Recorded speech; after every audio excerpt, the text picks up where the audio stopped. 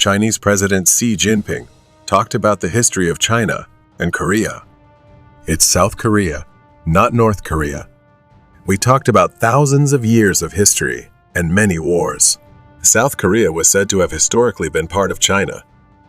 이는 도널드 트럼프 전 미국 대통령이 2017년 4월 미국 플로리다 마라라고 별장에서 시진핑 중국 국가주석과 정상회담을 한 뒤 인터뷰에서 밝힌 내용입니다. 시진핑 주석이 정말로 그런 이야기를 했을까? 그때는 잘 믿기지 않았습니다. 트럼프의 헛소리라고 여겼습니다.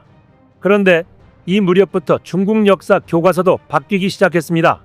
중국 교육부가 2018년 발표한 새 교육과정에 따라 역사 교육의 내용을 규정한 중외역사 강요 상권이 2019년에 학원은 2020년 발간되었습니다. 이에 따르면 중국과 한반도의 오랜 역사적 관계는 종본체제로 개념화되었습니다. 정치, 문화 제도적으로 우월한 종주권을 가진 제국 중국과 그 문화를 그대로 차용하면서 복속했던 비자주적 속국, 한반도 왕조들의 관계로 규정한 것입니다.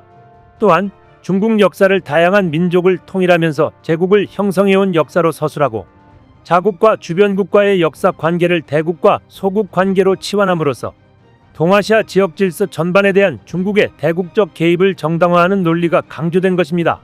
중국 역사 심화학습교재는 한국의 정치제도에서 일상문화에 이르기까지 중국의 제도와 문화를 복사하지 않은 것이 없는 것처럼 서술하고 한국전쟁 참전은 지역 평화와 질서를 책임져야 하는 대국으로서의 의무감에서 비롯된 것이라고 쓰고 있습니다. 한복이나 김치 원조 논쟁은 이러한 교과서 서술의 연장선상에 있는 지엽적인 현상일 뿐입니다. 이 교과서는 중국의 대국화 전략에 따라 제국적 역사 인식이 더욱 심화될 것을 예시하고 있습니다. 먼저 역사를 거슬러 가볼 필요가 있습니다. 학자들은 중국의 명청과 조선 사이의 조공책봉 관계가 실제로는 정치적 의례였다고 분석합니다. 김종학의 흥선대원군 평전을 보면 조선 등 주변국들은 중국에 정기적으로 조공을 바치고 중국은 그 통치자를 책봉하는 의례를 통해 주변 국가들은 중국 중심의 지역 질서에 순응한다는 의사를 표시하고 중국은 그 내정에 간섭하지 않으며 유사시 원조한다는 의지를 확인했다. 이를 통해 한반도의 왕조들은 중국 왕조와의 장기간에 걸친 평화 공존을 실현하고 내정과 외교에서 사실상 완벽한 자주권을 누릴 수 있었다고 적혀 있습니다. 오드 아르네 베스타 예일대 교수도 제국과 의로운 민족에서 조선의 사대는 명과 다른 외적의 한반도를 향한 간섭을 막는 방식이었다고 했습니다.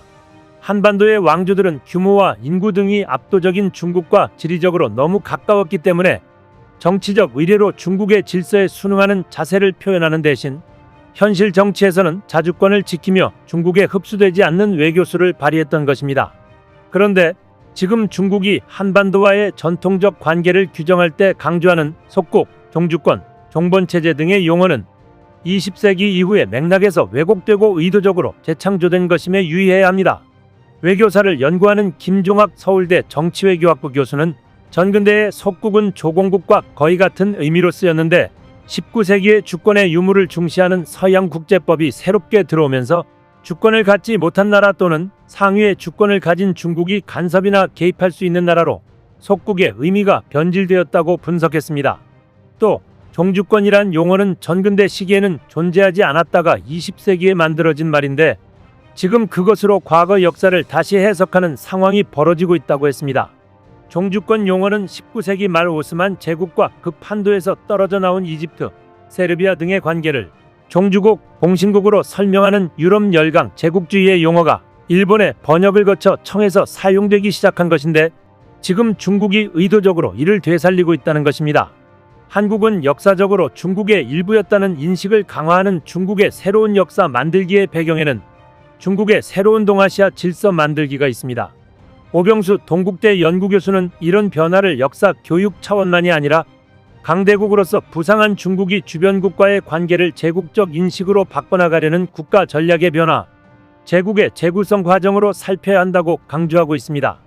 김종학 교수도 부강해진 중국의 동아시아 전략, 이 지역에서 새롭게 패권을 차지하려는 욕망이 과거 역사의 재해석과 맞물려 가고 있다고 짚었습니다.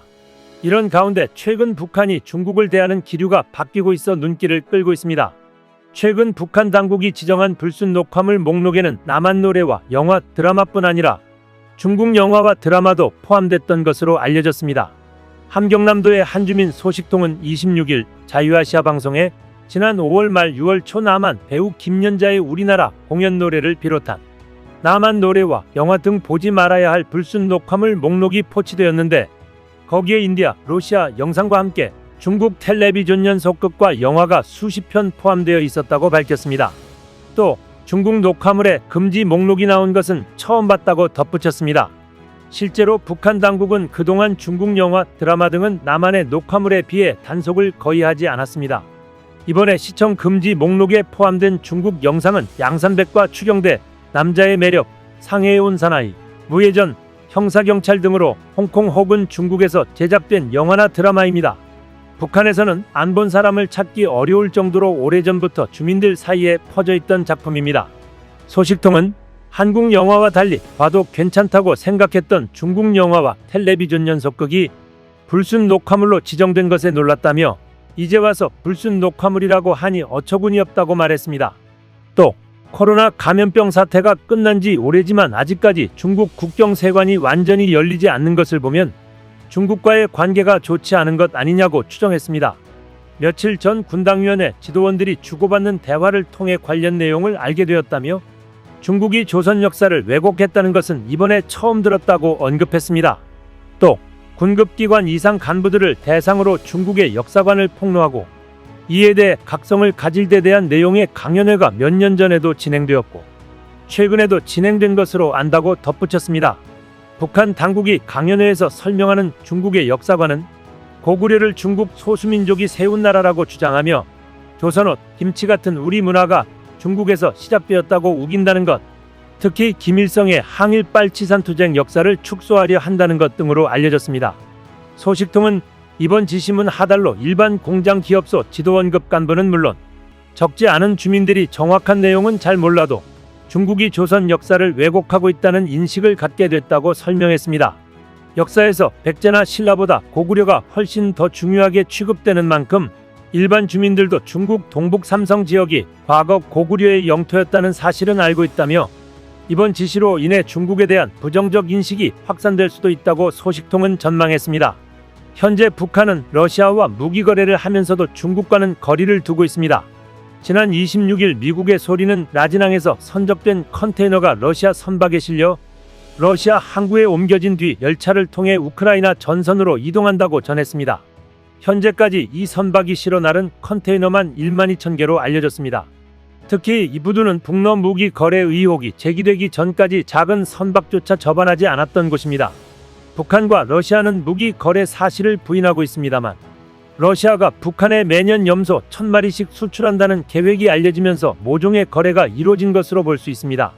지난 30일 자유아시아 방송은 러시아 일간지 베도모스트를 인용해 러시아가 1년에 염소 1,000마리씩 3년간 공급하겠다는 계약을 체결했다고 보도했습니다. 북한 대표들은 이전에도 더 많은 양의 염소를 구매하는 장기 계약을 체결할 의사를 러시아 측에 보내왔던 것으로 알려졌습니다. 현재 북한은 중국 경제에 크게 의존하고 있지만 이제 러시아와 더 많은 경제적 교류를 원하는 것으로 보입니다. 중국이 언제 또 북한의 물량 공세로 접근해 우호 관계로 변할지 모르지만 천년의 적인 중국이 대국인 마냥 한반도를 속국으로 인식한다는데 남북한 모두 염두에 두고 준비해야 하는 것만은 분명해 보입니다. 중국아, 너흰 그냥 중국일 뿐이야. 이상 시온TV였습니다.